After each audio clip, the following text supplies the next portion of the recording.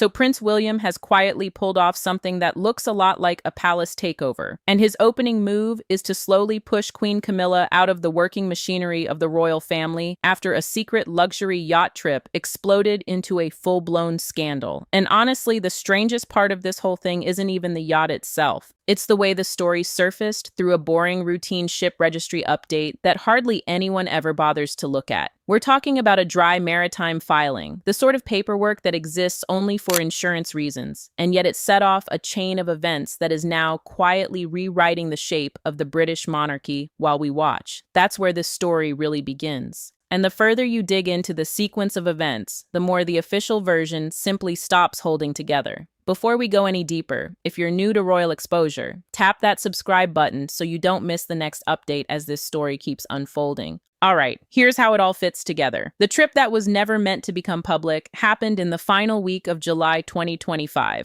While William and Kate were running through packed public appearances across the UK, dropping in on a children's hospice in Birmingham, then heading up to a veterans gathering just outside Edinburgh, Camilla was on a super yacht floating just off the southern coast of France. This wasn't a royal ship. It hadn't been booked through the Crown with a staff manifest or a listing in the court circular. It was a private super yacht flagged in Malta called the Esperanza 3, owned via a Luxembourg holding company, and it belonged to a Swiss-based financier whose name never appeared in Camilla's official diary, her public schedule, or any statement released by the palace over the entire summer. No public notice went out. No royal correspondent got so much as a briefing. Even the palace press office, which usually logs practically every movement of a senior working royal, had absolutely nothing on file about this journey. That single fact tells you a great deal. This wasn't an accidental gap. It was deliberately kept off the record. The yacht's owner has never been convicted of anything, and no authority has ever charged him with a crime. But across the last decade, his name has quietly turned up in a number of European lobbying disclosures. His firm holds active interests in land development, agricultural policy, and heritage property law, sectors that sit uncomfortably close to the kinds of decisions royal patronages and crown estate management can shape. He is precisely the type of figure the royal family had promised to stay well clear of after everything that happened around Prince Andrew. And it gets messier from there. Camilla had been aboard his boat before. That detail only came out later, and we'll come back to it. But for now, keep your attention on this particular trip in late July, which stretched across 5 days. Among the guests was a Conservative Party donor with live property planning applications in the West Country. There was also a European media executive whose company holds broadcasting contracts tied to businesses that carry royal endorsements. And at least 2 of the guests had names that surfaced in leaked files from a 2023 lobbying investigation based in Brussels. None of these individuals were there in any official capacity. None of them appeared on any public register. The story didn't crack open thanks to some blockbuster investigative piece or a whispering insider. It came apart because of a routine ship registry update, the kind of standard maritime paperwork almost nobody bothers to read unless they work in the industry. The document placed the vessel at a specific marina on a specific date. A royal researcher then matched that filing against a photograph shared by one of the guests. It was a background shot from a dinner on deck, briefly posted to a private Instagram account before the user deleted it, but by then someone had already grabbed a copy of the image. Within 48 hours, that photograph landed in the inboxes of 2 British journalists and 1 German outlet. The German organization had spent years mapping European lobbying networks, so they understood immediately what they were looking at. By the first week of August, reporters were quietly checking the basic facts. By the middle of August, the palace press office was fielding phone calls it wasn't remotely ready to handle. What made this so uniquely damaging wasn't just the trip itself, but the timing of it. For the previous 18 months, William had been driving a very specific agenda inside the palace. He wanted firmer restrictions on the outside relationships senior royals were allowed to keep.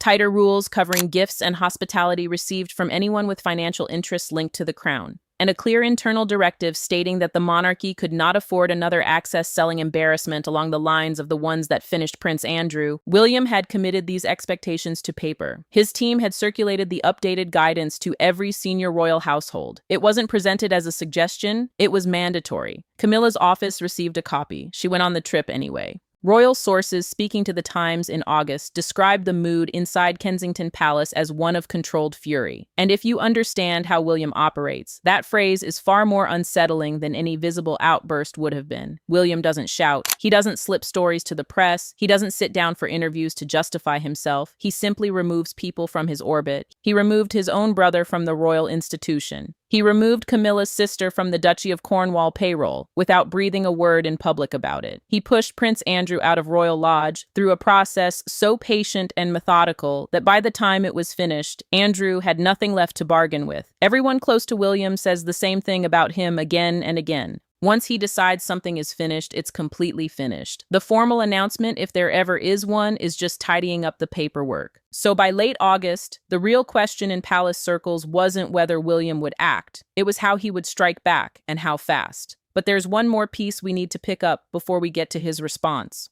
Who tipped him off? William didn't hear about this trip through the news. He knew before journalists had even started making their first calls. Someone inside the small group who knew the trip had happened, whether that was a guest, a staffer, or someone connected to the yacht's owner, made certain the details traveled straight to Kensington Palace. In the royal world, that isn't just a leak. That's a warning shot. It means whoever passed the information believed that whatever unfolded on that boat was serious enough to alert the future king directly. William had a source planted deep inside the circle, and that shifts everything about how you read what came next, because it proves the scandal never blindsided him at all. Someone deliberately placed the file in his hands to force him to act, and he did. Now let's turn to the paper trail, because this is where Camilla's story truly begins to disintegrate. The yacht Esperanza 3 is Malta-registered, sails under a Maltese maritime license, and is owned through a Luxembourg-based holding company. That arrangement, island registration paired with a continental holding structure, is fairly standard for luxury vessels, but it also makes it extremely difficult to see the financial flow behind the scenes. And that matters here, because nobody has offered a clear answer as to who actually funded Camilla's stay on board. When royals accept private hospitality of this kind from outside individuals, they're supposed to declare it. There's a defined process for exactly this situation. Senior royals who receive gifts, travel, or lodging above a certain value from private parties are required to log it through internal palace channels. Those declarations feed into annual transparency records that senior household officials review. Camilla's July trip appears in none of those records. The holding company that owns Esperanza 3 is registered in Luxembourg under the name Verlaine Capital Partners. It has 3 listed directors. One of them is a British citizen whose name appeared in a 2022 Parliamentary Committee report examining foreign influence in UK property markets. That report didn't accuse him of any crime, but it did state that his firm's lobbying activity around heritage land decisions merited closer examination. Heritage land decisions are exactly the sort of arena where royal influence carries genuine weight. The King's Foundation, which Charles spent decades building and to which Camilla is publicly connected, weighs in on decisions of this kind. It isn't outright proof of wrongdoing, but it is deeply significant. That response landed badly inside Kensington Palace. The line, "Private travel is a personal matter," holds up fine for a holiday the royal paid for personally, with no outside financial threat attached. It doesn't hold up when the trip is hosted by someone whose company has a clear financial link to royal charities. At that point, it becomes precisely the kind of conflict of interest the palace's own rules were written to prevent. William's office pushed back against Camilla's response within days. A source described that pushback as direct, meaning it wasn't cushioned in diplomatic phrasing or filtered through assistants. The message was that describing this as a private matter was unacceptable, and that a full account of who had paid for the trip needed to be handed to the king's senior officials without delay. At the time of this report, that account still had not been delivered. And here's where it gets even trickier. This wasn't a one-off. 3 palace sources confirmed to 2 separate publications that Camilla had previously accepted hospitality from the same yacht owner. It happened during a long weekend in the summer of 2023. That trip, too, had been kept quiet and left off the transparency records. One senior official noticed the earlier journey at the time. A quiet conversation took place. Nothing was formally logged, and the issue was allowed to fade away. William didn't know about it then. He knows about it now. That changes the entire picture. What at first looked like a single lapse of judgment now looks like a pattern that had been flagged once and then buried. And the same yacht owner welcomed Camilla back again in 2025. 2 years later, after making financial contributions to royal structures in the intervening period. For William's team, the key document wasn't the port log, it was the charity accounts. They matched a £40,000 donation from Verlaine Capital Partners against the dates of both yacht trips. Then they matched those against the 2024 planning application filed by a branch of the very same holding company for a heritage site in Somerset.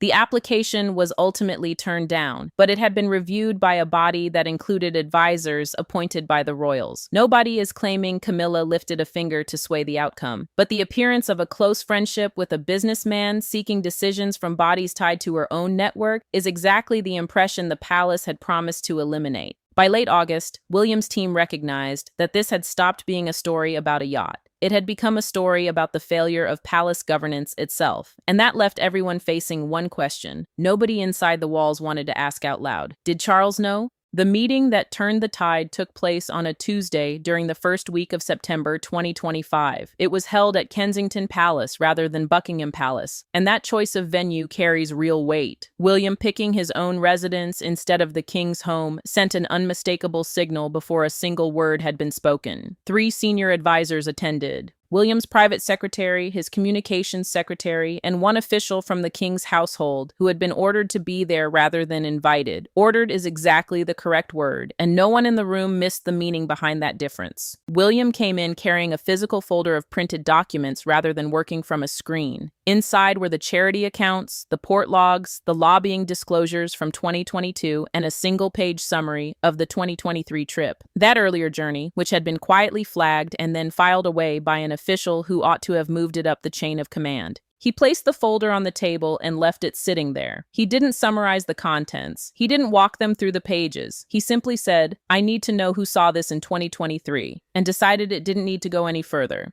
The official from the king's household, a man with more than 15 years of palace experience, was unable to give him a clean answer. He knew the earlier trip had been flagged. He didn't know who had ruled that it should stay off the official record. That lack of clarity did nothing to appease William, and he made his displeasure plain. According to one person with direct knowledge of what unfolded, what followed wasn't an argument. It was something much quieter and considerably more uncomfortable. William walked through the paper trail one step at a time. The first trip, the financial donation, the property planning application, the second trip. He laid it out in order and asked a single, straightforward question. At what point was my father informed? The answer was awkward. Charles had been told about the July trip, but only as a casual mention, not as a formal disclosure. He knew about it the way any husband is told his wife is going on holiday. The location, the rough dates, that she was traveling with friends. He hadn't been told who owned the yacht. He didn't know about the Luxembourg holding company, the lobbying history, or the donation. Whether he bothered to ask is a separate matter, and one nobody in the room was willing to answer out loud.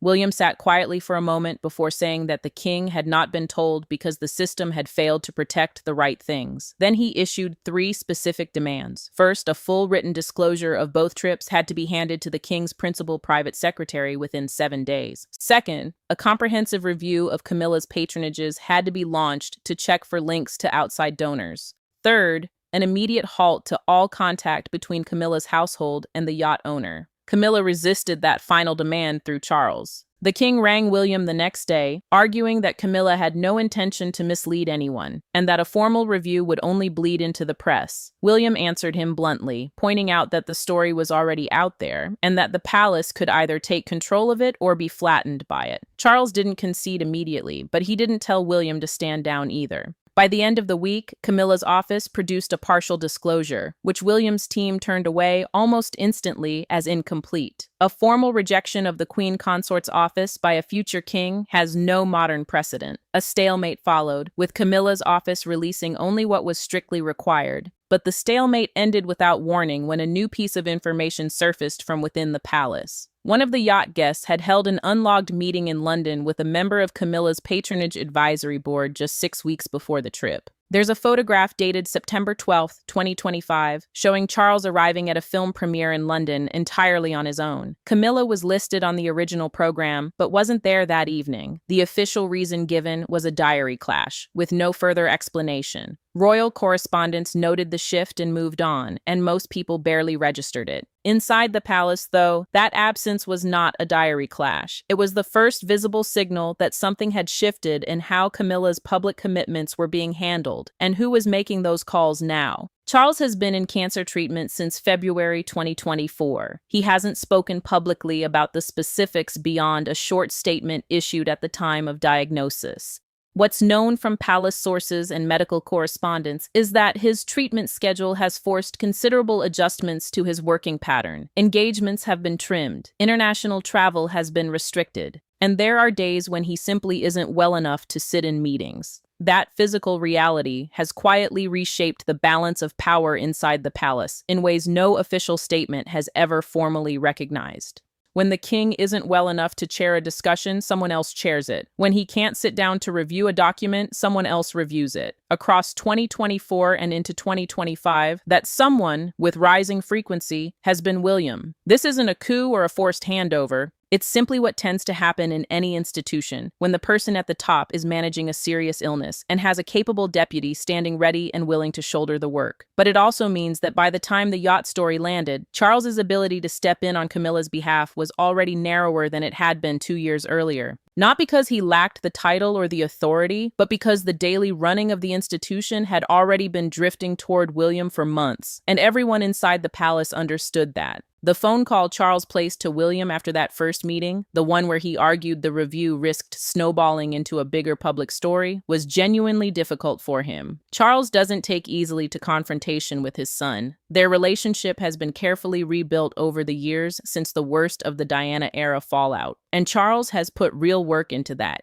He also loves Camilla deeply. He spent 3 decades being publicly attacked for that relationship, and he married her at a time when doing so still carried real risk for the institution. His devotion to her is not in question. So when William told him that the partial disclosure from Camilla's office wasn't enough, and that the review would move ahead regardless, Charles pushed back once more. He reportedly told William that Camilla had given him her word there was nothing in the 2023 trip that warranted deeper scrutiny. William told his father plainly that her word did not line up with the paperwork. That exchange tells you exactly where authority now sits. A son informing his father, the reigning king, that a personal assurance from the king's own wife isn't enough, and the king not being in a position to slam that conversation shut with a firm no. Charles asked for more time, and William gave him 72 hours. Those 72 hours were among the most strained the household has known. Charles spoke to Camilla. Camilla spoke to her own advisors. Her advisors spoke to palace lawyers. At some point, the question of what precisely had happened during that 2023 meeting between the yacht guest and the patronage advisory board member was put directly to Camilla. Her answer was that she hadn't been at that meeting and hadn't known it took place. That may well be entirely true, but it opened up a new problem. If she genuinely didn't know it had happened, then it meant someone in her own circle had arranged a meeting between one of her patronage advisors and a man who would later host her on a yacht without ever telling her. Either her own staff were managing her in ways she wasn't aware of, or that meeting hadn't been considered important enough to mention. Neither version of events made things easier for Charles to defend. By the time the 72 hours ran out, Charles had arrived at a place no husband ever wants to reach. He couldn't argue with William's factual case because the documents were real and the meeting had happened. He couldn't independently verify Camilla's account because the relevant staff member had only offered a partial explanation. And he couldn't ask William to walk away from the review without openly undercutting the institutional reform agenda he himself had publicly endorsed. He rang William on Thursday evening. That conversation was shorter than the first. He told William to press ahead with the review, asked that Camilla be treated with dignity throughout the process, and requested that nothing be made public without his prior knowledge. William agreed to the last 2 conditions. The review was already running before the call ended. What Charles could not bring himself to say aloud, but what every senior official grasped by that point, was that he had just stopped being able to shield her. The protective space he used to occupy had quietly folded around him while he was focused on staying well enough to keep working. Camilla had built her position inside this institution entirely on Charles's ability to defend her. That shield had just cracked in a place that could no longer be patched over. So what does removal actually look like in practice? In royal terms, Camilla's autumn schedule, as originally drafted by her household back in July 2025, featured 14 solo engagements between October and December. Patronage visits, charity dinners, the opening of a hospital in Cardiff, 2 literary events tied to her reading initiative, a keynote speech at a women's leadership conference in Edinburgh. By the end of September, 6 of those engagements had been quietly reassigned, not canceled, handed to a different royal for the same date and event. The organizations involved were told the switch was down to scheduling pressures, and nothing else was explained. Nobody asked questions publicly because that isn't how you preserve a good relationship with the palace. But royal correspondents and Camilla's own staff spotted it immediately. This is how removal works inside a royal institution. It doesn't arrive with a press release or a dramatic scene. It arrives through a diary that keeps getting thinner. Briefing documents stop turning up. Meetings happen without you. The whole engine of royal life depends on access to information, to events, to the people making decisions. When that access shrinks, so does your influence. Staff members quickly work out that their careers are no longer bound to your office, and the shift in power is finished without a single word said out loud. William didn't need to release any statement about Camilla at all. The staffing changes came in 2 phases. In early October, 2 senior members of Camilla's team, her deputy private secretary and a senior communications advisor, were told their roles were being restructured as part of a palace efficiency review. Both accepted alternative positions elsewhere in the wider royal household, and neither was replaced. The second phase was quieter still, involving the redeployment of 3 junior staff by the end of October. Camilla's dedicated team dropped from 11 at the start of 2025 to just 7 by November. At the same time, her access to information was tightened. Senior royals routinely receive private briefing papers covering foreign affairs, domestic politics, and institutional matters. Camilla had been receiving a broad selection of these since the coronation. From October onwards, her distribution list was cut back. Foreign policy briefings and unrelated institutional briefings stopped altogether. She was moved from being kept informed as a matter of course to a strict need-to-know footing. Kate's role in this shift has been impossible to miss. She took over the Edinburgh Women's Leadership Conference and 2 of the charity dinners originally in Camilla's diary. Kate's office confirmed her attendance within a week of the reassignments, which suggests her team knew the slots were opening before Camilla's team had even absorbed what was happening. That deliberate repositioning allowed Kate to step neatly into spaces Camilla once filled, ensuring continuity for the organizations involved. One final detail from late October captures how complete the shift has become. William and Kate spent the weekend with Charles at Highgrove House, his private country retreat in Gloucestershire. Camilla stayed behind at Clarence House in London. Palace sources described it as simply an informal family weekend. The fact that Charles, William, and Kate had spent time together without Camilla was quietly noted right across the palace. Camilla still holds her title, and she still appears at official events alongside Charles. On paper, she remains the queen consort.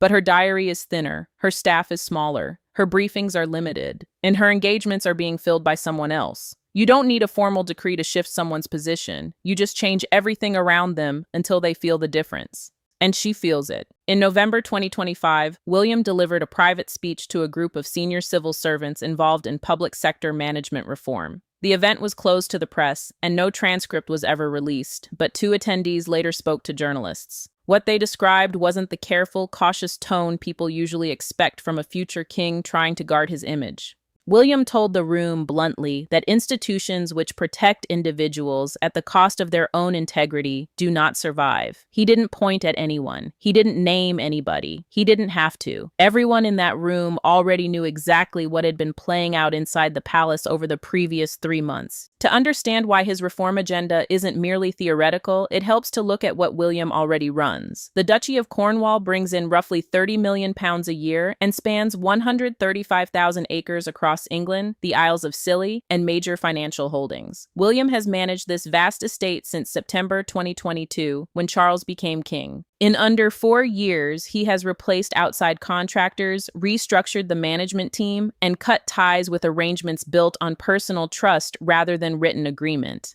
That last point matters enormously. Undocumented arrangements resting on personal trust are precisely what took place on that yacht. William didn't stumble into his strict view of governance. He built it through years of running a £1 billion estate, and he proved it worked there before applying it to Camilla. The Royal Foundation reveals exactly how his mind operates. It has a chief executive, a board, published annual accounts, and clear targets. When a program fails to deliver, it gets cut. One former advisor said William runs the organization like someone who has been burned by secrecy before and now believes documentation is the only genuine form of protection. Everything is written down and open to review. That isn't a quirk of personality. It's a system built after watching his own family repeatedly wound themselves through informal, unrecorded arrangements. William has been extremely clear about the kind of monarchy he intends to construct. He wants fewer working royals, tighter control over who represents the crown, and zero tolerance for outside financial relationships that carry the whiff of conflict of interest. The Yacht scandal simply handed him the justification and the momentum to accelerate the plan. The reduction in working royals is already visible. Andrew and Harry are out. Extended family members who used to cover regional engagements have been quietly retired from the roster. The public face of the monarchy is now essentially William, Kate, Charles, and Anne. With those reduced workloads, this smaller group is far easier to manage. Fewer risks, fewer informal relationships, fewer secret trips. Kate's position inside this new structure has shifted dramatically. She returned to full public duties in early 2025 after her cancer treatment, quickly picking up a heavy workload. Her office now handles major coordination tasks, and she sits in on strategy meetings that traditionally would never have included the Princess of Wales. One source described her as a co-strategist rather than a supporting spouse. William trusts her judgment above all others, which makes her the second most powerful person in the institution. Against that backdrop, Camilla's reduced role isn't just a passing punishment for the yacht trip. The monarchy William is building has a new center of gravity, and she simply isn't part of it. The engagements moved to Kate are not coming back. The cuts to Camilla's staff are not going to be reversed, which leaves one enormous question that palace officials continue to sidestep. When Charles dies, Camilla will become the Queen Dowager. She'll keep her title and a residence, but the major estates, Sandringham and Balmoral, will pass to William. The institutional support she now leans on exists because Charles is king. When that changes, the quality of her life will depend entirely on William's generosity. Given everything that has happened, it's difficult to see him offering very much. Camilla still has her title. She still walks beside Charles at state occasions, but the diary is thinner, the staff is fewer, and the woman stepping into the spaces she used to fill is Kate. 3 questions nobody inside that palace is answering right now. Did Camilla genuinely not grasp the risk she was taking? Is William right to move this decisively? Or is he building a monarchy so tightly controlled that it leaves no room at all for human error? And when Charles is gone, will William extend the generosity Camilla will desperately need from a man whose mother she helped destroy?